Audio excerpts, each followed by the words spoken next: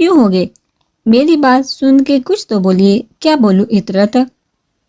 صنم اپنی جگہ صحیح ہے، آنٹی نے کوئی کسر نہیں چھوڑی اس کی ذات کو مجروح کرنے میں۔ واقعی اگر شانزی اس کے ساتھ نہیں ہوتی تو وہ آج ایک سائیکو چائلڈ ہوتی۔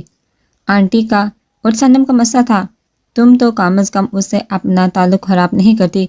وہ آج مجھے بس غصہ تھا اس نے پاپا کے ساتھ جس طرح سے بات کی تو۔ پاپا؟ وہ تمہارے تھے حالی پاپا عطرت؟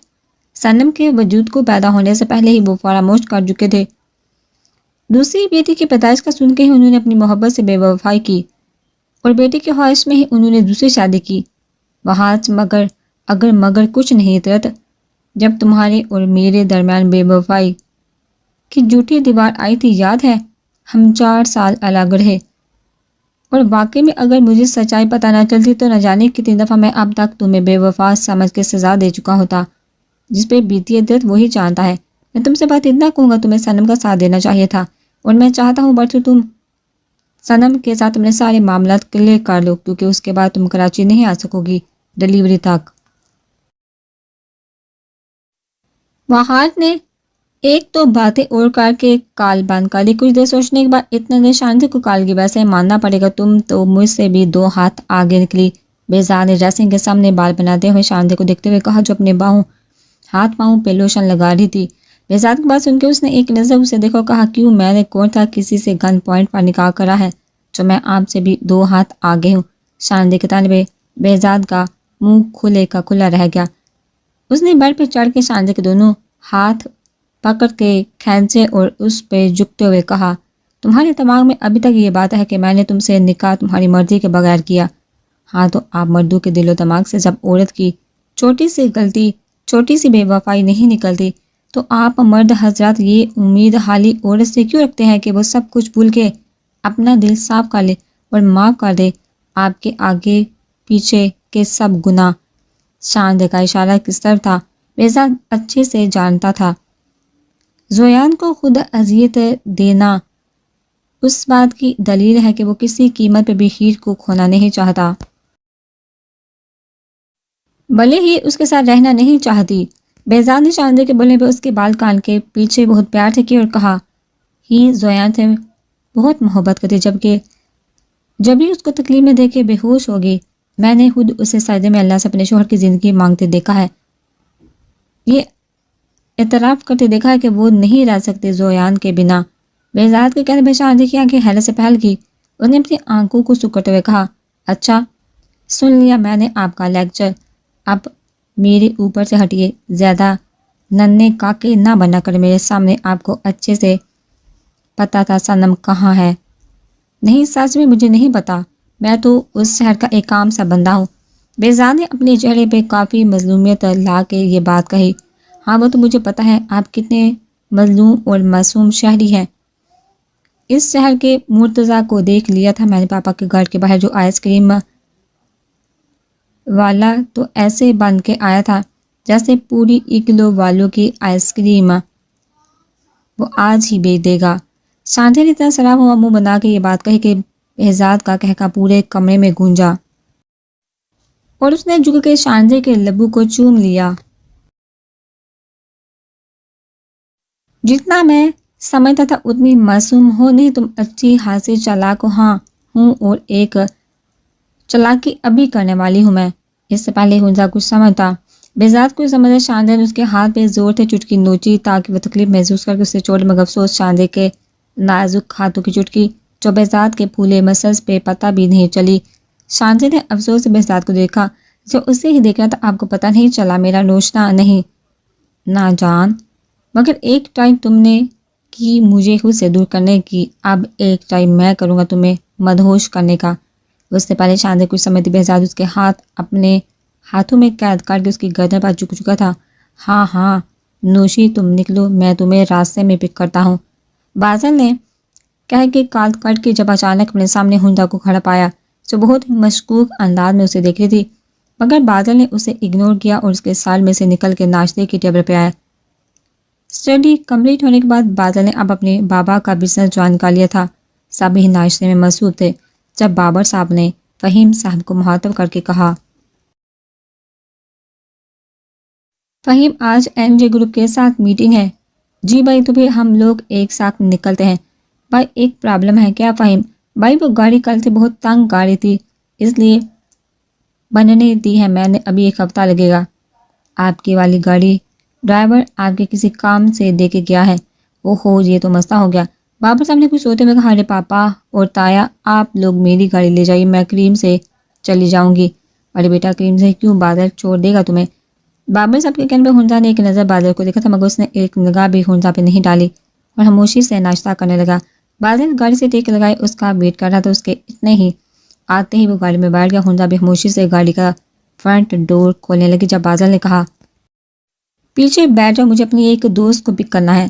حنزہ کو لگا اس نے کچھ غلط سنا، اس کے دل میں کچھ چھن سے ٹوٹا۔ ایسا پہلی بار ہوا تھا کہ بادل نے اس کے لیے گیٹ نہیں کھولا تھا، خود جھک کے اس کی سیٹ بیلٹ نہیں باندھی تھی۔ حنزہ خاموشی سے پیچھے بیٹھ گئی۔ بادل نے گاڑی سٹارٹ کر کے آگے بڑھا دی۔ بادل نے کچھ سوتے ہوئے میوزک پلے آن کیا۔ مجھے لگتا ہے کہ باتیں دل کی ہوتی، لفظوں کے دھوکے بازی، تم ساتھ ہو یہ نہ ہو، کیا فرق ہے؟ حنزہ نے سامنے مرر میں دیکھا تھا، مگر وہاں سے بادل کی آنکھیں نظر آئی تھی جو سامنے مرکوز تھی۔ ایک دم گاڑی کو بریک لگا۔ حنزہ جو اپنی دھن میں مگن تھی، ایک دم گاڑی رکنے پہ دیکھا تو ایک بہت ہی خوشگوار شکل کی لڑکی بادل کی فرنٹ سیٹ پہ آ کے بیٹھی۔ حنزہ نے ایک آئی برو اچکا کے اسے دیکھا۔ اوف، شکر ہے بادل تم ٹائم پہ آ گئے۔ میڈم آپ کہیں پر بادل نہ، ایسا ہو سکتا ہے؟ میٹنگ کب کی ہے؟ ابھی بس 1 گھنٹے بعد۔ شکریہ بادل، تمہاری وجہ سے مجھے یہ جاب ملی۔ ارے نوشی، میری وجہ سے نہیں، تمہیں تمہاری قابلیت نے جاب دلوائی ہے۔ وہ دونوں آپس میں باتیں کر رہے تھے اور پیچھے بیٹھی حنزہ کا وجود بادل بلا چکا تھا۔ تب اچانک نوشی کی نظر پیچھے بیٹھی حنزہ پہ پڑی۔ ارے یہ بیوٹیفل لیڈی کون ہے؟ بادل کزن ہے میری۔ بادل کے تعارف میں حنزہ کی نظر فوراً بادل پہ گئی۔ نوشی وقفے سے اس سے باتیں کر رہی تھی۔ ہسپتال کے پاس گاڑی روکتے ہی حنزہ اتر کے اندر جانے لگی۔ جب بادل نے تیزی سے گاڑی آگے بڑھا دی، جس کا پیچھا حنزہ کی نگاہوں نے دور تک کیا۔ 1 ہفتے بعد آج زویان کو ڈسچارج کیا گیا تھا۔ چاندر صاحب اس کے گلے لگ کے بے تحاشا روئے، وہیں زویان کا بھی حال کچھ ایسا تھا۔ نمرا بیگم کے گلے زویان فی الحال دکھاوے کے لیے لگا، اسے آج بھی نمرا بیگم سے شکوا تھا۔ بہزاد اس کے بالکل برابر میں بیٹھا تھا۔ جب زویان نے ہلکی سے سرگوشی کر کے پوچھا، میری بالی دکھائی نہیں دے رہی؟ ارے ہاں، میں تو بھول گیا، وہ تو تیرے استقبال میں پلکے بچھا کے بیٹھنے والی تھی۔ سائم جو زویان کے بائیں طرف بیٹھا تھا اور زویان کی بہزاد کے ساتھ سرگوشی سن چکا تھا، تب کے بول پڑا۔ زویان نے دانت پیس کے سائم کو دیکھا جو اسے اپنی بتیسی کی فل نمائش کرا رہا تھا۔ زویان نے بہت ہی ہلکی آواز میں کہا، اللہ تیرا جیسا سالہ اور بھائی کسی کو نہ دے، مگر میرا حوصلہ دیکھو، میں اللہ سے تجھے ہی سالے کے روپ میں مانگتا ہوں۔ زویان اس کی بات پہ طنزیہ مسکرایا اور کہا، اچھا ہے، بلے کو ہوا میں چچڑے ہی دکھتے ہیں، مگر ہم وہ بلے ہیں جو ہوا میں بھی چچڑے چھین کے کھانے کا حوصلہ رکھتے ہیں۔ وہ دونوں آپس میں طنز کے تیر چلا رہے تھے جب حال میں ہیر کے اسلام کی آواز گونجی۔ زویان نے اس کی آواز پہ فوراً سے دیکھا جو سب کو چائے سرو کر رہی تھی، مگر زویان کا کپ اس نے اس کے ہاتھ میں دینے کی بجائے ٹیبل پہ رکھ دیا۔ ہیر کے سر کے بعد زویان کا منہ کھلا کا کھلا رہ گیا، کیونکہ اس نے بہزاد اور سائم کے ہاتھوں میں چائے کا کپ دیا تھا۔ زویان کی شکل دیکھ کے سائم نے اپنی مسکراہٹ چھپانے کے لیے فوراً اپنا کپ اپنے لبوں سے لگایا، مگر زویان سے یہ عمل چھپ نہ سکا۔ ہنس لو، ایک دن اگر تم نے منتیں نہ کروائی اپنی بہن سے ملنے کے لیے تو میرا نام بدل دینا۔ زویان نے یہ کہہ کے دوبارہ نگاہ ہیر پہ ڈالی جو سفید اور ڈارک پرپل کی سمپل فراق میں شانزے کے برابر میں بیٹھی تھی۔ مجھے کب ملوانے لے کر چل رہی ہیں صنم سے؟ ابھی تو وہ مجھ سے بھی ملنے نہیں جا رہی، نہال کے ساتھ بیزی ہے، منگنی کے چکر میں کل ونگ لینے جا رہی ہے۔ سچ بولی شانزے؟ ہاں تو بتایا تو تھا تمہیں نہال بھائی کا۔ ہاں یار، بھول گئی۔ وہ دونوں اپنی اپنی باتوں میں لگے تھے جب نمرا کی فیملی آئی، جس میں عطرت، بادل اور حنزہ بھی تھے۔ بادل نے بھی زویان کو جا کے جوائن کیا۔ اب وہ 4 روز باتیں کر رہے تھے جب عطرت نے بہزاد کو کچھ اشارہ کیا، جسے سمجھ کے بہزاد نے زویان کے کان میں کچھ کہا۔ زویان نے بہزاد کی بات سن کے ہاں میں گردن ہلائی اور کہا، شاندے کو پکارنے پہ بہزاد نے اسے آئی برو اچکا کے دیکھا۔ جب زویان نے صاف کہا، بھائی میں تو نہ مامی بولنے والا نہ بابی، کیونکہ مجھ سے عمر میں چھوٹی ہیں، تو جیسے صنم ہے ویسے ہی شاندے بھی۔ شاندے، مجھے صنم سے ملنا ہے۔ زویان کے بولنے پہ ہاں میں حال میں جیسے ایک دم سناٹا سا چھا گیا۔ زویان اس بارے میں ہم بعد میں بات کریں گے، شاندے نے فی الحال اسے ٹالنا چاہا۔ نہیں شاندے، مجھے آج ہی سنم سے ملنا ہے، اور جب تک وہ مجھ سے ملنے نہیں آئے گی میں کوئی میڈیسن نہیں لوں گا۔ زویان یہ کیا بچوں والی ضد ہے؟ عزیز صاحب ایک دم بول پڑے، پاپا میں جو کہہ رہا ہوں وہ کہہ دیا، مجھے پتہ ہے، مجھے بلڈ اسی نے دیا ہے، اور بھی بہت سی باتیں اس سے کرنی ہے، لہٰذا اس کو آپ آج ہی تاریخ میں لے آئیں۔ تمہارا دماغ خراب ہو گیا شاید، شاندے ایک دم غصے میں بولنے لگی۔ شاندے بہزاد نے فوراً شاندے کو ٹوکا۔ مجھے مت بہزاد سے سمجھائیے، یہ پاگل ہو گیا ہے۔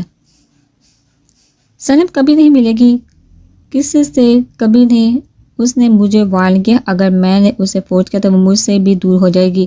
ٹھیک ہے میں آپ کو فورس نہیں کر رہا شاندے۔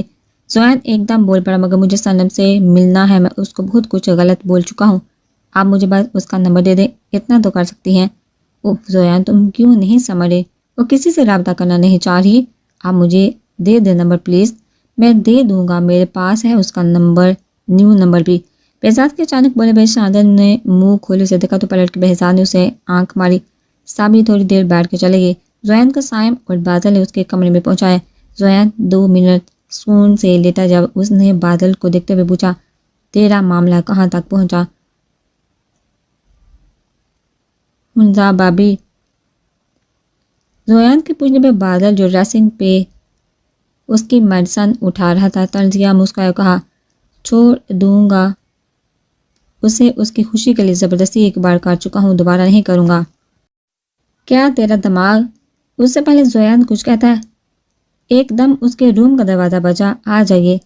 اجازت ملتے ہی ہنزا نے ہلکا سا کمرے میں جھانکا، جسے جھانکتا دیکھ بادل رخ موڑ گیا۔ وہ مجھے ہسپتال کے لیے نکلنا ہے، نمرا آنٹی اور عطرت آپی ابھی یہی ہیں، تو کیا تم چھوڑ دو گے مجھے ہسپتال؟ ہنزا کے کہنے پہ سائم اور زویان دونوں نے بادل کی طرف دیکھا جو ہلکا ہلکا مسکرا رہا تھا۔ اپنی مسکراہٹ چھپائے بنا رخ موڑے کہا، نہیں مجھے ابھی ذرا اپنی ایک دوست کو پک کرنا ہے، آپ ہی سے تم چلی جاؤ۔ بادل کے پاس ان کے ہنزا کا چہرہ ایک دم رونے والا ہو گیا، جسے دیکھ سائم اور زویان نے فوراً نگاہ جھکائی۔ ہنزا نے اوکے کہا اور زور سے دروازہ بند کر کے چلی گئی۔ اس کے جاتے ہی بادل کے لب کھل کے مسکرائے تھے۔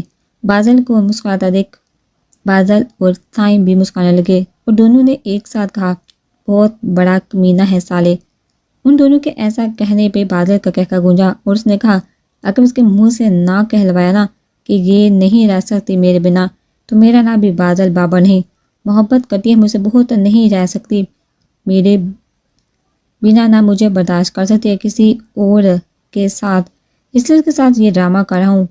فرینڈ والا جس کی شروعات اسی کے سامنے ہوئی تھی، یہ مشورہ کس نے دیا تھا؟ زویان کے پوچھنے پہ اس نے یہ اس سے بادل کچھ بولتا سائم بول پڑا، ایک ہی تو ہے جس سے کوئی نہیں جیت سکتا۔ تمہیں نہیں لگتا رات زیادہ ہو گئی ہے اور تمہارا یہاں اکیلے بیٹھنا سیب نہیں؟ سنم جو سمندر کی لہروں میں اپنا عکس تلاش کر رہی تھی، جسے اندازہ ہی نہیں ہوا کہ ایک تو کب سے اس کا موبائل بجتا تھا اور دوسرا بہزاد اس کے بالکل برابر میں آ کے بیٹھا ہوا تھا۔ بہزاد کے بولنے پہ سنم نے پلٹ کے اسے دیکھا تو بہزاد کو ایک بار پھر ندامت کا سامنا کرنا پڑا۔ سنم کی آنکھوں میں آنسو بڑے تھے، وہ بہزاد کو بنا کچھ بولے وہاں سے اٹھ کے جانے لگی۔ اسے یہ بھی ڈر خوف نہیں تھا کہ اتنی رات کو وہ اکیلے ڈرائیو کر کے گھر جائے گی۔ کہتے ہیں جب اندر سے دل ویران ہو تو پھر کسی ویرانے سے ڈر خوف نہیں لگتا۔ سنم میری بات سنو پلیز۔ بی ایم مجھے آپ کی کوئی بات نہیں سنی، سنم نے اس کے رکنے پہ کہا۔ شاندے کو چوٹ لگی ہے، وہ وہاں سپائی کے گھر پہ آئی تھی، وہاں سے گر گئی ہے، کب سے تمہیں کال کر رہی ہے، مجبوراً مجھے پھر تمہارے کال ٹریس کر کے تم تک پہنچنا پڑا۔ کیا کہاں کیسے گر گئی شاندے، آپ کہاں تھے؟ سنم نے فوراً پریشان ہو کے بہزاد سے پوچھا۔ ارے چائے لا رہی تھی، پاؤں پھسل گیا۔ تو اسے ڈاکٹر کے پاس کیوں نہیں لے کر گیا آپ؟ وہ بار بار تمہیں بلا رہی ہے، ایک تو اتنی ضدی ہے وہ، اف چلے جلدی چلیے۔ سنم تقریباً دوڑتے ہوئے بہزاد کی گاڑی تک پہنچی۔ بہزاد نے مرتضیٰ کو اشارہ کیا تھا سنم کی گاڑی گھر تک پہنچانے کا۔ بہزاد نے گاڑی سٹارٹ کر کے آگے بڑھا دی، مگر وہ یہی سوچ سوچ کے پریشان ہو رہا تھا کہ عطرت کی منتیں کرنے پہ شاندے نے یہ ڈرامہ کر تو دیا اور بہزاد کو بھی اس میں شامل کیا کہ وہ جا کے صنم سے بولے کہ میں گر گئی ہوں۔ اسی صورت میں وہ پریشان ہو کے آپ کے ساتھ آئے گی، مگر اب بہزاد کو اپنی بیوی کو بچانا تھا صنم سے، کیونکہ جب صنم کو پتہ چلے گا کہ سب ڈرامہ تھا اسے عطرت اور زویان سے ملانے کے لیے، تو نہ جانے وہ کیسا ریئیکٹر شاندے۔ صنم نے گھر میں داخل ہوتے ہی اسے پکارنا شروع کر دیا، آگے عطرت آپی صنم۔ شاندے نے فوراً اس کی آواز سن کے کہا، زویان۔ سائم بھی اس کی آواز سن چکے تھے۔ سائم کے لاکھ منع کرنے کے باوجود زویان کی ضد پہ سائم اسے لے کے نیچے جانے لگا۔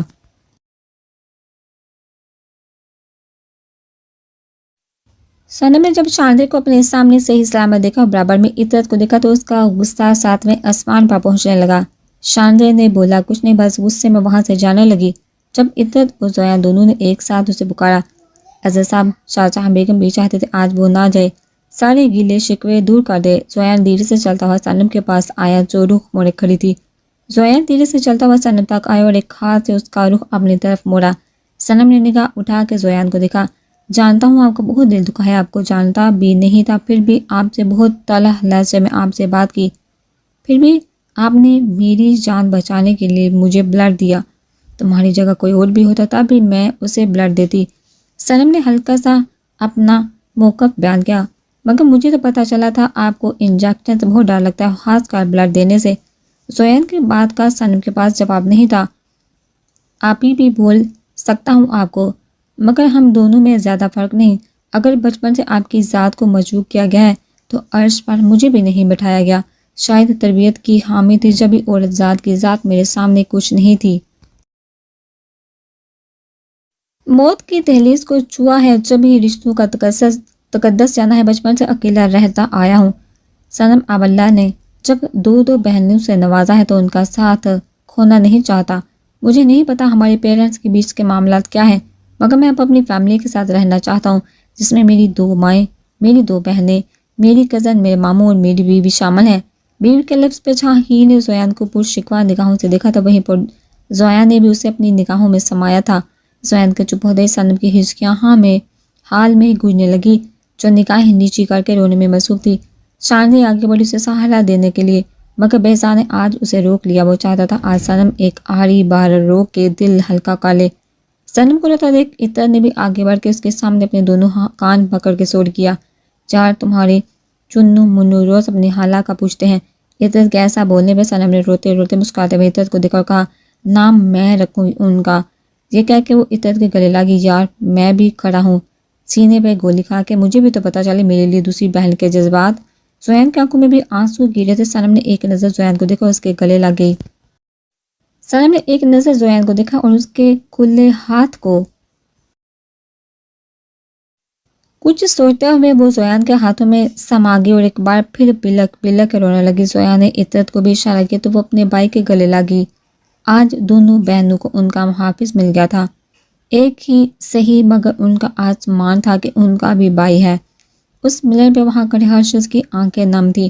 صنم کی نظر اظہر صاحب پہ گئی، جو نگاہیں جھکا کے شاید رو رہے تھے۔ صنم زویان سے الگ ہوئے اظہر صاحب کی طرف بڑھنے لگی۔ شاہجہاں بہزاد وہ ہاتھ اور ہاتھ کا زویان کو پل بھر کو سام سونگ گیا۔ اظہر صاحب کے پاس پہنچی اور دھیرے سے انہیں پکارا، پاپا۔ صنم کے بولنے پہ وہاں کھڑا ہر شخص شاکڈ ہونے کے ساتھ ساتھ خوش بھی تھا۔ سائم آج بہت غور سے صنم کو دیکھ رہا تھا۔ اس نے کیا کھویا تھا؟ صنم کے روپ میں آج اسے شدت سے افسوس ہو رہا تھا، مگر وہ جانتا تھا وہ اسے حاصل کر لے گا۔ صنم کے پاپا بولنے پہ اظہر صاحب نے شاکڈ انداز میں نگاہ اٹھا کے اپنے سامنے کھڑی صنم کو دیکھا۔ اس سے پہلے اظہر صاحب کچھ اور کہتے، صنم ان کے سینے سے لگ کے روتے روتے کہنے لگی، آئی ایم سوری پاپا، مجھے آپ سے بدتمیزی نہیں کرنی چاہیے تھی۔ اظہر صاحب کی تو سمجھ میں ہی نہیں آ رہا تھا کہ ان کا رب ان پہ اتنی جلدی مہربان ہو جائے گا، ان کی بیٹی اتنی جلدی انہیں معاف کر دی گی۔ نہیں میرا بچہ، معافی تو مجھے مانگنی چاہیے، میں نے تو تمہارا بچپن تم سے چھینا ہے۔ بس پاپا پرانی باتیں بھول جائیے، اب مجھے اب کسی سے کوئی شکوہ نہیں، مجھے میری فیملی مل گئی، یہی بہت ہے۔ جیسے زویان کی 2 مائیں ہیں ایسی میلی بھی ہے، یہ بول کے پہلے صنم نمرہ کے گلے لگی تو ایک بار نمرہ بیگم نے اسے سے معافی مانگی. جب شاہ جہاں کے پاس گئی صنم تو انہوں نے بھی اس کے آگے ہاتھ جوڑے، مگر صنم نے فوراً ان کے ہاتھوں کو پکڑ کے چوما اور کہا ماما مجھے اتنا گناہ گار مت کرے. یہ بول کے صنم ان کے گلے لگ کے پھر رونے لگی. عطر بھی ان کے گلے لگ گئی. جب شاہ جہاں نے زویان کی طرف اشارہ کیا وہ بھی آ کے ان تینوں کے گلے لگ گیا. آج سب کے ہی دلوں سے سب کے لیے نفرت بدگمانی نکل گئی تھی، مگر سائم وہاج یہ سوچ سوچ کے پریشان تھا کہ وہ کس صنم سے بات کرے، اسے معافی مانگے تاکہ وہ اسے ایک چانس دے دے. سبھی اپنے اپنے کمروں میں تھے. حضرت صاحب اب زیادہ تر شاہجہاں بیگم کے ساتھ ہوتے تھے اور نمرہ بیگم کو اب کوئی اعتراض بھی نہیں تھا. ثنا بھی اب وہی تھی، مگر سائم کو اس نے ایک دفعہ بھی نہیں دیکھا تھا. ہاں اتنے تو چلی گئی تھی کیونکہ اس کی کل دوپہر کی اسلام آباد کی فلائٹ تھی. شاندے اور بہزاد بھی جا چکے تھے کیونکہ عاشر کے اسکول میں رزلٹ تھا جو شاندے کو لینے جانا تھا. خوشبو بیگم کمرے میں آئی تو کچھ پریشان سی تھی. وحاج صاحب کو بھی چائے دیتے ہوئے وہ بہت چپ چپ تھی اور یہ بات وحاج صاحب سے چھپ نہیں سکی. کیا بات ہے خوشبو، اتنی چپ چپ کیوں ہو؟ وحاج مہیر کی طرف سے پریشان ہوں، پتہ نہیں اس کا کیا ہوگا. وہ زویان کے ساتھ رہنا نہیں چاہتی اور زویان اس کا رد عمل اس کے سامنے ہے. وہ ہیر کو کسی قیمت پر نہیں چھوڑے گا. وحاج نے خوشبو بیگم کو اپنے پاس بیٹھا اور کہا اللہ کے ہر کام میں کوئی نہ کوئی مصلحت ہوتی ہے، تم ہیر کا معاملہ اللہ پر چھوڑ دو، بے شک وہ بہترین فیصلہ کرنے والا ہے. بیٹا مان جاؤ میری بات، تم کیسے کرو گے شرٹ چینج؟ نمرہ بیگم پچھلے 20 منٹ سے اس کے آگے منتیں کر رہی تھی، مگر وہ تھا کہ ضد پہ اڑا تھا کہ شرٹ بہت چینج کر لے گا یا پھر اس کی بیوی اس کے کام کرے گی، اور اگر اس نے منع کیا تو وہ خود کر لے گا، اپنے کام کی ذکر احسان نہیں لے گا.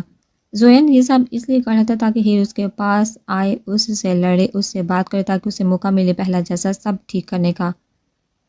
اپنے اس پلان میں وہ سائم کو شامل کر چکا تھا اور اپنے پاپا اور بہزاد کو بھی. نمرہ بیگم ہار مانتی ہوئی باہر نکلی تو رونے لگی. انہیں دکھ رہا تھا کہ زویان کا ہاتھ پلسٹر بیگ سے ذرا سا ہلنے پہ ہی اس کو تکلیف ہو رہی تھی، مگر وہ تھا کہ ضد پہ اڑا تھا. وہ اپنے آنسو صاف کر کچن میں آئی تو ہیر سے ان کا سامنا ہوا. ہیر ان کی آنکھوں میں نمی دیکھ چکی تھی، اس لیے فوراً پریشان ہو کے ان سے پوچھنے لگی آنٹی کیا بات ہے؟ آپ رو کیوں رہی ہیں؟ کیا کروں بیٹا، رو نہیں تو وہ زویان کیا ہوا؟ زویان کو ہیر کا ایک دل ایک دم تیز در کا پاگل ہو گیا. کہتا ہے شرٹ ہود چینج کروں گا. اب بتا دو وہ کیسے کر سکتا ہے خود سے؟ ابھی تو ہسپتال سے آیا ہے. میں نے کہا بھی میں چینج کروا دیتی ہوں تو غصہ کرنے لگا، کہنے لگا یہ تو خود چینج کروں گا. یا پھر آگے کی بات بولتے ہوئے نمرہ بیگم کو تھوڑی جھجک ہوئی. یا پھر آنٹی کیا بولا انہوں نے؟ یا پھر میری بیوی میرے سارے کام کرے گی. نمرہ بیگم کے بولنے پہ ہیر کا دماغ پاک سے اٹھ گیا. اسے زویان پہ بہت غصہ آیا، جو بہرحال اس نے نمرہ بیگم کے سامنے ظاہر نہیں کیا. خاموشی سے کچن سے چلے گی. کچن سے نکل کے اس کا روح سیدھا سائم کے کمرے کی طرف تھا. توازن نہ کر کے اس نے اندر جھانکا تو سائم کچھ فالو کو دیکھ رہا تھا. ہیر کو دیکھے اس نے فالو کو باندھ کے کہا خیریت ہی تم اس وقت؟ ہاں بھائی. وہ اصل میں ہیر نے یہ بات بول کے نمرہ بیگم والی ساری بات سائم کو بتا دی. بھائی آپ جا کے چینج کروا دیں. ہیر میں گیا تھا، میں نے کہا بھی کہ میں رکتا ہوں تیرے پاس تو غصے سے کہنے لگا مجھے احسان نہیں چاہیے. اب تم بتاؤ میں کیا کروں؟ میں نے کہا میں بازار سے کہہ کے حمزہ بابی کے ہسپتال سے کوئی اور وارڈ بوائے رکھوا دیتا ہوں تو وہ غصہ کرنے لگا. وہی نمرہ آنٹی والی بات دہرائی، اگر میری بیوی میرا کام کرے گی تو صحیح ہے، ورنہ میں خود کروں گا بھلے میرے دل میں کتنی بھی تکلیف ہو. سائم یہ بول کے غور سے ہیر کا چہرہ دیکھنے لگا جہاں فکر مندی کے ساتھ ساتھ غصہ بھی تھا. ہیر ایک بات پوچھوں؟ جی بھائی. اللہ کو حاضر رکھ کے جواب دینا. پوچھیے بھائی. تم آج بھی محبت کرتی ہو نا زویا سے؟ آج بھی اسے شوہر مانتی ہو نا اپنا؟ سائم کے پوچھنے پہ ہیر تھک کے اپنے صوفے پہ بیٹھ گئی، اپنا سر اپنے ہاتھوں میں گرا لیا. ہیر ادھر دیکھو میری طرف. سائم نے اس کا چہرہ تھام کے بڑھ کیا تو وہ رو رہی تھی.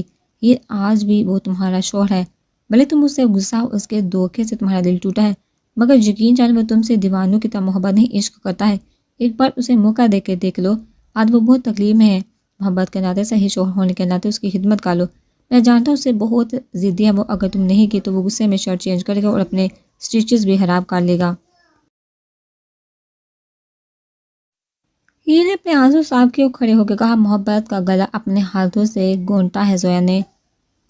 بھائی ہاں، مگر میں پھر بھی جاؤں گی کیونکہ میں آج بھی اس کے نکاح میں ہوں.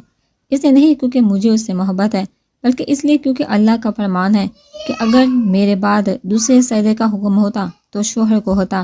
صرف اللہ کی رضا کے لیے میں ان کی خدمت کروں گی، جب تک وہ صحیح نہیں ہو جاتے رہوں گی، ان کے ساتھ کروں گی سارے کام، نہیں چھوڑنا چاہتے نہ چھوڑے مجھے، مگر میں اب کبھی ان سے محبت نہیں کر سکوں گی۔ اتنا بول کے ہیر کمرے سے نکلی تو سامنے اپنی جیب میں رکھا موبائل اپنے کان سے لگایا، جس میں زویان کی کالیں لگی تھی جو سائم نے زویان کے کہنے پہ کی تھی۔ زویان نے کہا تھا جیسے ہی تیرے پاس آئے تو مجھے کال لگا کے موبائل جیب میں ڈال لینا تاکہ وہ ہیر کی باتیں سن سکے۔ سن لیا تو نے؟ سائم کے کہنے پہ زویان مسکرایا اور کہا ایک بار میرے پاس آنے دے اسے سائم، اتنا یقین ہے مجھے خود پہ اور اپنی محبت پہ کہ دوبارہ اسے خود سے محبت کرنے پر مجبور کر دوں گا۔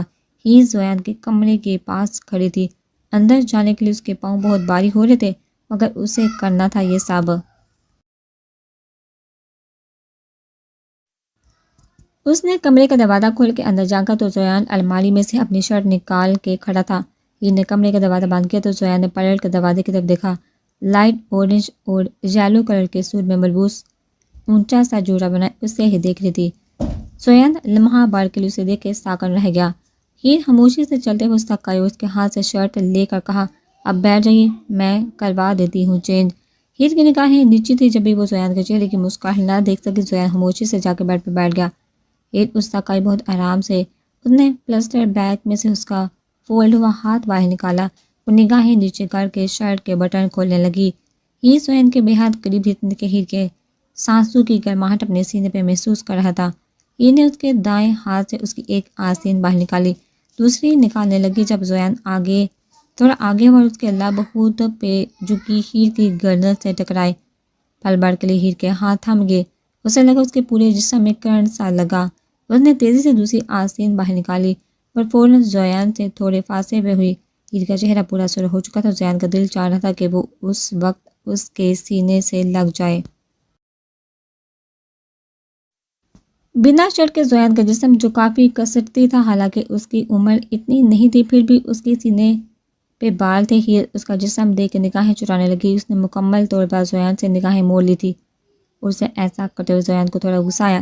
اس نے غصے میں دل میں کہا ایسا لگ رہا ہے جیسے کسی غیر کے پاس بیٹھی ہے، تھوڑا سا صاف کر دو سینہ میرا، گیلے کپڑے سے دوائیوں کی بدبو آ رہی ہے، اور ڈریسنگ کر دو جہاں کی۔ زویان نے اپنے زخمی دل پہ انگلی رکھتے ہوئے کہا۔ ہیر نے ایک نظر اس کے دل کے مقام پر ڈالی جہاں اب پٹی بندھی تھی۔ ہیر نے ہاں میں گردن ہلائی، اس کے سینے پہ سے پٹی ہٹانے کی کوشش کرنے لگی۔ ایسا کرتے ہوئے اس کے ہاتھ کانپ رہے تھے، جو زویان اچھے سے محسوس کر سکتا تھا۔ پٹی ہٹے، زویان نے تکلیف کی وجہ سے ہیر کا ہاتھ تھام لیا۔ ہیر اندازہ لگا سکتی تھی کہ اسے تکلیف ہو رہی ہے۔ ٹانکوں کی 4-5 لائنیں تھی۔ ہیر کی آنکھوں میں آنسو جھلملانے لگے، وہ نگاہیں نیچی کر کے زویان کے ٹانکوں پہ پولی فیکس لگانے لگی، مگر ہیر کا ہاتھ دور پڑ رہا تھا۔ وہ تھوڑی اور زویان کے قریب آئی۔ نہ چاہتے ہوئے بھی ہیر کی آنکھوں سے آنسو گرنے لگے، جسے دیکھ کے زویان نے ہاتھ بڑھا کے جیسے اس کے آنسو کو صاف کرنا چاہا۔ ہیر نے اس کا ہاتھ جھٹک دیا۔ زویان نے دوبارہ ایسا نہیں کیا کیونکہ اسے پتا تھا ابھی وہ غصے میں ہے۔ ہیر نے زویان کی ساری دوائیاں پڑھی، کھانا تو وہ کھا چکا تھا، اس لیے تھوڑی دیر اس کے زخم کو کھلا چھوڑا، اسے دوائیاں دی۔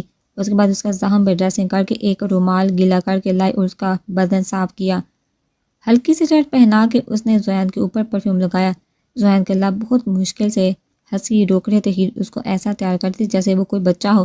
سب کام کر کے ہیر جیسے کمرے سے جانے لگی، زویان نے آواز دے کے کہا اگر مجھے رات میں پیاس لگی یا کچھ چاہیے ہوا تو۔ ہیر پل بھر کے لیے رکی اور پھر کمرے سے چلی گئی۔ زویان نے ایک نظر دروازے پہ ڈالی اور گردن پیچھے کر کے آنکھیں موندی۔ تھوڑی دیر بعد دروازہ پھر کھلا، جس کی آواز پہ زویان نے دروازے کی طرف دیکھا۔ ہیر کو دوبارہ کمرے میں آتا دیکھ زویان کے لب کھل کے مسکرائے تھے۔ ہیر کے ہاتھ میں پانی کا جگ تھا اور کچھ کپڑے تھے۔ ہیر نے زویان کی طرف پانی کا جگ رکھا اور کپڑے لے کر واش روم چلی گئی۔ تھوڑی دیر بعد ہیر واش روم سے نکلی تو اس کا ڈریس چینج تھا۔ ڈھیلی سی شرٹ اور ٹراؤزر میں تھی۔ زویان نے اسے اوپر سے نیچے تک دیکھا اور کوئی گڑیا لگ رہی چھوٹی سی پنک ٹراؤزر اور شرٹ میں ہیر نے مکمل طور پر زویان کو اگنور کیا ہوا تھا۔ اس نے ڈریسنگ کے پاس کھڑے ہو کے اپنے بالوں کا جوڑا کھولا، جس کے کھلتے ہی پیر کے لمبے بال اس کی کمر پر چھا گئے۔ زویان کا دل چاہا اس کے بالوں میں اپنا چہرہ چھپائے، مگر افسوس ایسا وہ صرف سوچ سکتا تھا۔ ہی نے بالوں میں برش کیا، بیڈ کے پاس آ کے وہاں سے تکیہ اٹھایا، چادر اٹھائی اور جیسے ہی صوفے پہ جانے لگی جب زویان نے کہا، تمہیں لگتا ہے میں تمہیں اس حالت میں چھو سکتا ہوں؟ آپ مجھے کسی حالت میں بھی چھو نہیں سکتے۔ ان کے دو بدو جواب میں زویان نے مسکرا کے اسے دیکھا اور کہا، تو پھر خود پہ بھروسہ نہیں جو صوفے پہ سونے جا رہی ہو؟ زویان نے جان بوجھ کے عجیب بات کی تاکہ ہی غصے میں اس کے برابر میں آ کے لیٹے، اور وہی ہوا۔ ہی نے غصے میں زویان کو گھورا اور خاموشی سے زویان کے برابر میں ذرا فاصلے پہ کروٹ سے لیٹ گئی۔ زویان کا نظر اس کی پشت پہ تھی، اسے نیند ہی نہیں آ رہی تھی اور وجہ تھی زہاں پہ اٹھتا پین۔ زویان نے کافی کوشش کی سونے کی، مگر ناکام رہا۔ مجبوراً اس نے کھڑے ہو کے کمرے میں ٹہلنا شروع کر دیا۔ یہ جو مکمل سوئی نہیں تھی، آنکھیں کھل کے زویان کے دیکھنے لگی جو ادھر ادھر ٹہل رہا تھا۔ کیا ہوا؟ یہ ایک دم اٹھ کے بیٹھ کے زویان سے پوچھنے لگی۔ کچھ نہیں، تم سو جاؤ، آدھی رات کو ایسے کمرے میں جنوں کی طرح گھومیں گے تو مجھے خاک نیند آئے گی، یہ نے اس کے روبرو ہو کے کہا۔ زویان نے اسے غور سے دیکھا اور کہا، میری تکلیف میں پریشان ہونے کی ضرورت نہیں، سو جاؤ، بڑی جلدی ہے آگے اس چیز کا، یہ نے بہت آہستہ سے کہا، مگر زویان سن چکا تھا۔ آ تو گیا نہ، پشیمان تو ہوں نہ، اپنی غلطی بھی بھگت رہا ہوں اب، کہ بولتے ہوئے زویان کافی چڑچڑا ہو رہا تھا۔ یہ دیکھ سکتے تھے تکلیف سے اس کی آنکھوں میں نمی تھی۔ یہ نے اپنے بال باندھے اور اس کا ہاتھ تھام کے اسے بیڈ پہ بٹھایا۔ لیٹیے، میں دیکھتی ہوں کوئی پین کلر۔ یہ نہ جانے کیا کیا بولے جا رہے تھے، مگر زویان ابھی تک اپنے اس ہاتھ کو دیکھ رہا تھا جو ہی نے تھاما تھا۔ یہ نے ڈاکٹر کی پرسکرپشن پڑھ کے ایک اور گولی زویان کو دی۔ سر درد کی بھی دے دو، بہت درد ہو رہا ہے، زویان نے آنکھیں بند کرتے ہوئے کہا۔ سر درد کی گولی کا مجھے اندازہ نہیں اور ابھی آپ کوئی اور میڈیسن دے نہیں سکتی، لیٹ جائیے، میں دوا دیتی ہوں۔ نہیں، رہنے دو، تم ہاں میں پریشان ہوگی، یہ بات یہاں زحمت دینے سے پہلے سوچنا چاہیے تھی، ہی نے اس کے دل کی طرف اشارہ کرتے ہوئے کہا۔ زویان نے اس کے بعد میں کچھ نہیں کہا، خاموشی سے آنکھیں باندھ کر کے لیٹ گیا۔ یہ اس کے بہت قریب آئی، اپنا ہاتھ اس کے ماتھے پر رکھ کے دبانا شروع کر دیا۔ زویان بہت غور سے اسے دیکھ رہا، تو ہی اس کے ایسے دیکھنے سے نروس ہو رہی تھی۔ جب زویان نے دیکھا وہ کافی نروس ہو رہی تو اس نے اپنی آنکھیں بند کر لی۔ اسے ایک سکون سے اپنے دل میں اترتے ہوئے محسوس ہوا، سر میں بھی آرام آنا شروع ہوا۔ 10-15 منٹ میں ہی زویان سو گیا۔ تھوڑی دیر بعد اپنی سیدھی طرف زویان کو بوجھ سا محسوس ہوا تو اس نے اپنی نیند سے بوجھل آنکھیں کھول کے دیکھا۔ یہ بالکل اس سے لگ کے سو رہی تھی، اس کا چہرہ زویان کے چہرے کے کافی قریب تھا، ایک ہاتھ سے اس نے زویان کی شرٹ کو تھاما ہوا تھا۔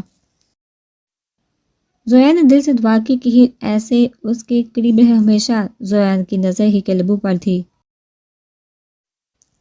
ایک دوسرے میں پیوست ہونے کے باوجود وہ زویان کو اپنی طرف کھینچنے میں کامیاب ہو چکے تھے۔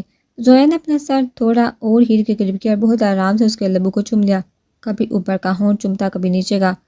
یہ شاید تھکی تھی جب ہی اس کی نیند میں خلل نہیں پڑا۔ زویان نے اس کے لبوں سے اپنے لب ہٹائے اور اس کے بالوں میں منہ چھپا کے سو گیا۔ ماشاءاللہ عاشر میں بہت زیادہ امپروومنٹ آئی ہے سارے سبجیکٹ میں۔ عاشر کے پیچھے مسلسل عاشر کی تعریف کاری تھی۔ اسکول میں تقریباً سبھی شاندی کو غور غور سے دیکھ رہے تھے۔ ظاہر سی بات ہے عاشر کی عمر کے حساب سے شاندی ابھی چھوٹی تھی اس کی ماں کے درجے کے لحاظ سے، مگر یہ بات اسکول والے بول نہیں سکتے کہ آپ تو کہیں سے بھی عاشر کی ماما نہیں لگتی، کیونکہ بہزاد راجپوت سے شاندی کی شادی پورے شہر سے تو کیا پورے ملک سے چھپی نہیں تھی۔ رزلٹ لے کے شاندی باہر نکلی جب عاشر نے کسی کو پکارا ماما۔ عاشر کے پکارنے میں شاندی جو گاڑی کا لاک کھولتی مسکراتے ہوئے پلٹی، مگر اس کو یہ دیکھ کے کافی شاک لگا کہ عاشر نے اسے نہیں بلکہ ان کے ذرا فاصلے پر کھڑی ایک عورت کو ماما کہا۔ عاشر دوڑتا ہوا لبنہ کے گلے لگ گیا۔ عاشر کے اس عمل پہ شاندی کے دل میں ایک چوب برسی ہوئی۔ میرا بیٹا، میری جان، کیسے ہو آپ؟ میں ٹھیک ہوں ماما، عاشر نے لبنہ کے گلے لگتے ہوئے کہا۔ لبنہ گلے عاشر کے لگی تھی مگر غور غور سے شاندی کو دیکھ رہی تھی۔ ویسے تمہیں دیکھ کے لگتا ہے کہ بہزاد کی چوائس کافی خراب ہو گئی ہے، لبنہ نے سینے پر ہاتھ باندھ کے اوپر سے نیچے تک شاندی کو دیکھتے ہوئے کہا۔ ڈارک پرپل کلر کے آسم جفا کے ڈیزائن کی بھی سلوار میں سمبل سے کچھ سے پہنے اونچی سے پونی ٹیل بنائے بنا میک اپ سے پاک شاندی کو ٹانٹ کرتے ہوئے کہا۔ شاندی نے اس کی بات کو برا منائے بنا کہا۔ ہم کہہ سکتے ہیں آپ، لیکن بہزاد کی چوائس پہلے حرام تھی، آپ نہیں، جبھی تو آپ کا انتخاب کیا تھا۔ شاہزادے کے دوبارہ جواب دینے پہ لبنہ کے چہرے کی تنزیہ مسکراہٹ پل بھر کے لیے غائب ہو گئی۔ عاشر میرا بیٹا ہے، میں اسے تم سے چھین کے رہوں گی۔ بس یہی اس بچے کی بدقسمتی ہے کہ تم جیسی عورت اس کی ماں ہے، جس نے اپنی جسمانی حوث پوری کرنے کے لیے پیسوں کی لالچ میں ایک بے پناہ محبت کرنے والے شوہر کی عزت کو داغدار کیا۔ اپنے یار کے ساتھ جسمانی تعلقات رکھتے ہوئے ایک بار پھر اس سے پہلے چاندی اپنی بات پوری کرتی لبنہ نے اسے تھپڑ مارنے کے لیے ہاتھ اٹھایا۔ چاندی نے وہی ہاتھ درمیان میں روک کے دوسرے ہاتھ سے لبنہ کا منہ دبوچتے ہوئے کہا، نہ نہ لبنہ آنٹی، آنٹی کہنے پہ لبنہ نے غصے میں شاندے سے اپنا منہ چھڑوانا چاہا۔ یہ غلطی مت کرنا، شاید آپ میرا پورا نام نہیں جانتے، شاندے بہزاد راجپوت ہوں میں بہزاد اور عاشر کے لیے اپنی جان دے بھی سکتی ہوں اور کسی کی جان لے بھی سکتی ہوں۔ یہ بولتے ہوئے شاندے نے اس کے ہاتھ کے ساتھ اس کا منہ بھی چھوڑا اور کہا، اچھے سے جانتی ہوں میں کیوں تمہیں اچانک اپنے بیٹے سے محبت کیسے جاگے، مگر اس بار تم عاشر کو بہزاد سے چھین نہیں سکتی۔ یاد رکھنا، ایک موبائل فون دینے سے تم عاشر کو تو ممتا کے جھوٹے جال میں پھنسا سکتی ہو، مگر اسے چھین نہیں سکتی۔ یہ کہہ کے شاندے نے عاشر کا ہاتھ تھاما اور گاڑی سٹارٹ کر کے چلی گئی۔ بہزاد جس نے شاندے کو کال کی تھی، جو شاندے نے پک تو کر لی تھی مگر بات نہیں کر پائی اور یہ بھی بھول گئی کہ بہزاد کال پہ ہے۔ اس لیے بہزاد نے لبنہ اور اس کے درمیان کی ساری گفتگو سن کے مسکراتے ہوئے کہا، میری پٹاہا۔ فجر کی نماز پڑھ کے تھوڑا سا قرآن پاک پڑھ کے ہیر نے پاس جا کے زویان کو دیکھا جو سویا ہوا تھا۔ ایسا ہیر کو لگا، یعنی اس پہ جھکے ہلکی سی پھونک ماری، خاموشی سے گیٹ کھول کے باہر جانے لگی۔ دروازہ بند ہوتے زویان کی آنکھ کھلی، اس کے اللہ مسکراتے، کل کی رات اس کی سب سے خوبصورت رات تھی۔ ہیر نے جیسا اس کا خیال رکھا تو زویان کو بہت شرمندگی ہو رہی تھی، وہ بہت زیادہ ہیر کو تکلیف پہنچا چکا تھا، مگر اب وہ ہیر کو اتنی محبت اور عزت دینا چاہتا تھا کہ وہ زویان کی دی گئی تکلیف دل سے بلا دے۔ ہیر زویان کے کمرے سے نکلی تو اس کا سامنا شاہجہاں سے ہوا جو زویان کو دیکھنے آ رہی تھی۔ نمرا کی تھوڑی طبیعت ناساز تھی اور اس وجہ سے وہ آئی تھی، مگر ہیر کو کمرے سے نکلتا دیکھ جہاں انہیں یہ دیکھ کے حیرت ہوئی وہاں ہوشی بھی، مگر ہیر شاہجہاں بیگم کو دیکھ کے کافی گھبرائی تھی اور ساتھ میں نروس بھی ہو رہی تھی۔ شاہجہاں بیگم نے مسکراہٹ کے ساتھ اس کے سر پہ ہاتھ رکھا اور کہا، جانتی ہوں معاف کرنا آسان نہیں ہوتا ہیر بیٹا، خاص کر اس شخص کو جس سے آپ سب سے زیادہ محبت کی ہو اور وہی آپ کی ہر تکلیف کی وجہ ہو، مگر اللہ معاف کرنے والوں کو پسند کرتا ہے۔ اللہ تمہیں اور زیان کو ایک ساتھ ہمیشہ خوش رکھے۔ ایک موقع اسے دے کے تم نے ثابت کر دیا کہ نسل کے ساتھ ساتھ اولاد کی پرورش میں ماں کی تربیت بھی ہوتی ہے۔ یہ بول کے شاہجہاں بیگم کمرے میں جانے کے بجائے وہاں سے چلی گئی اور ہیر نے کچن کا رخ کیا۔ گھر میں سب کو جلدی اٹھنے کی عادت تھی، اسی وجہ سے سب اٹھ کے تھے، سب ناشتے کی ٹیبل پہ آ چکے تھے، جس میں صنم بھی شامل تھی، مگر ہیر نے ایک ناشتے کی ٹرے تیار کی اور اوپر جانے لگی۔ ٹیبل پہ بیٹھا ہر شخص بہت غور سے یہ منظر دیکھ رہا تھا، سبھی خوش تھے، عزت صاحب کی خوشی کا ٹھکانا نہیں تھا کہ وہ دل سے چاہتے کہ زویان اور ہیر الگ نہ ہو۔ سائم بھی خوش تھا ہیر اور زویان کے لیے، مگر صنم کی زبان میں کھجلی ہوئی اور اس نے اوپر جاتے ہیر کو آواز دیتے ہوئے کہا، بھابی جان۔ صنم کے ایسے پکارنے پہ ٹیبل پہ بیٹھا ہر شخص مسکرانے لگا۔ سائم بھی صنم کو دلچسپ نظروں سے دیکھ رہا تھا۔ جی نند صاحبہ کہیے، ہیر نے بھی اسی ٹون میں جواب دیا، وہ اصل میں سوچ رہی تھی اگر آپ میری بائی کی خدمت سے فری ہو کے میرے ساتھ ذرا نہال کے گھر تک چلتی۔ صنم نے کافی مسکرا کے نہال کا نام لیا تو جو وہاں بیٹھے کسی نفوس نے نوٹ کیا ہو یا نہ ہو، سائم نے ضرور کیا تھا۔ جی نہیں، ان کی ذمہ داری آپ پہ ہے اور آپ ہی انہیں اچھے سے ہینڈل کر سکتی ہیں، لہٰذا مجھے بخشیے۔ یہ کہہ کے تقریباً بھاگنے والے انداز میں ہیر سیڑھیاں چڑھنے لگی۔ ہیر کی اس حرکت پہ ایک بار پھر سب کا قہقہ گونجا، مگر سائم کے حلق سے ناشتہ اترنا اب مشکل تھا۔ ہیر کمرے میں ناشتہ لے کر پہنچی تو زویان اٹھ چکا تھا۔ ہیر نے اس کے سامنے ناشتے کی ٹرے رکھی اور ٹاول گیلا کر کے اس کے ہاتھ صاف کرنے لگی۔ اسے اندازہ ہو گیا تھا کہ وہ منہ دھو چکا ہے اور برش بھی کر چکا ہے۔ ہیر نے اسے اپنے ہاتھ سے ناشتہ کروایا، جبکہ اس کا سیدھا ہاتھ ٹھیک تھا۔ زویان نے ایک دم اسے پوچھا، تم نے ناشتہ کیا؟ نہیں ابھی منہ نہیں۔ زویان ہیر کی بات پہ خاموش ہو کے اسے دیکھنے لگا۔ زویان نے پاس رکھا چائے کا کپ اپنے ہونٹوں سے لگا کے تھوڑی سی چائے پی اور پھر وہی کپ ہیر کی طرف بڑھایا، میرے ساتھ کر لو ناشتہ۔ نہیں، ہیر نے خاموشی سے نگاہیں جھکا کے کہا۔ زویان کے لیے سلائس کا لقمہ توڑنے لگی۔ ہیر، ناشتہ کرو میرے ساتھ۔ نہیں ٹھیک ہے۔ پھر لے جاؤ، مجھے بھی نہیں کرنا۔ ہر بات پہ ضد کیوں کر رہے ہیں؟ یہ لو چائے پیو۔ زویا نے اس کے آگے چائے کا کپ کیا، اس کی بات اگنور کر کے۔ میں نہیں پی رہی۔ دل پہ ماری ہے گولی میں نے۔ کوڑا نہیں مجھے جو میرا جھوٹا نہیں کھا سکتی۔ ہر بات میں بکواس کیوں کرتے ہیں؟ اللہ نہ کرے آپ کو کچھ ہو۔ آنٹی اور انکل کا خیال نہیں ہے آپ کو؟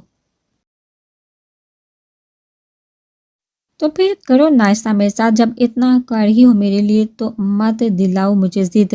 یہ نے اس کے ہاتھ سے خاموشی سے چائے کا کپ لے کے اپنے ہونٹوں سے لگا لیا۔ زویا نے مسکراتے ہوئے بہت دھیرے سے آگے بڑھ کے اس کے ماتھے کو اپنے لبوں سے چبا تھا۔ ایسا کرنے پہ ہیر پیچھے نہیں ہوئی تھی، مگر غصے میں اپنا ماتھا ضرور صاف کیا تھا، اور ہیر کی اس حرکت پہ زویا نے مسکراتے ہوئے نفی میں گردن ہلائی تھی۔